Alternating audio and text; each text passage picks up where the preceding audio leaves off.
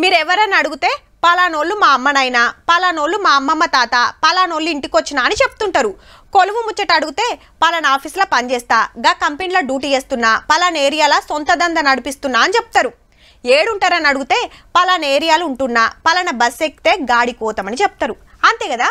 కానీ గీళ్ళని మందలిస్తే ఇట్లు పిఠాపురం ఎమ్మెల్యే తాలూకా బైక్ మీద, స్కూటీ మీద, ఆటో మీద, ఫోన్ల మీద మొత్తం గివే టిక్కర్లు. పిఠాపురం అంటే తెలుసు కదా, ఆంధ్రాలో పవన్ కళ్యాణ్ సార్ పోటీ చేసిన నియోజకవర్గం. మా హీరోనే పక్కా గెలుస్తాడు, పిఠాపురానికి ఎమ్మెల్యే అవుతాడని అభిమానులు ముందే గిట్ల మురుస్తుర్రు అన్నట్టు.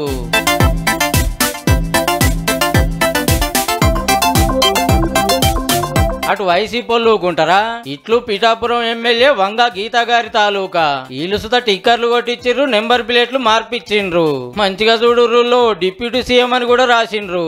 గీతక్కని గెలిపిస్తే అంత పెద్ద పదవి ఇస్తా అని జగన్ సార్ మాటిచ్చిండు కదా. మేడం గెలిచినట్టు పదవి వచ్చినట్టే ఫీల్ అవుతున్నారు. ఈ తీర్ల రెండు పార్టీల అభిమానుల ఆత్రం అలుగు వారుతాంది. ఇప్పుడు ఎవల మురిపం వాళ్ళది, కానీ మంగళవారం నాడు ఓట్లు లెక్క పెట్టినాక తెలుస్తుంది పిఠాపురం ఎవల తాలూకో.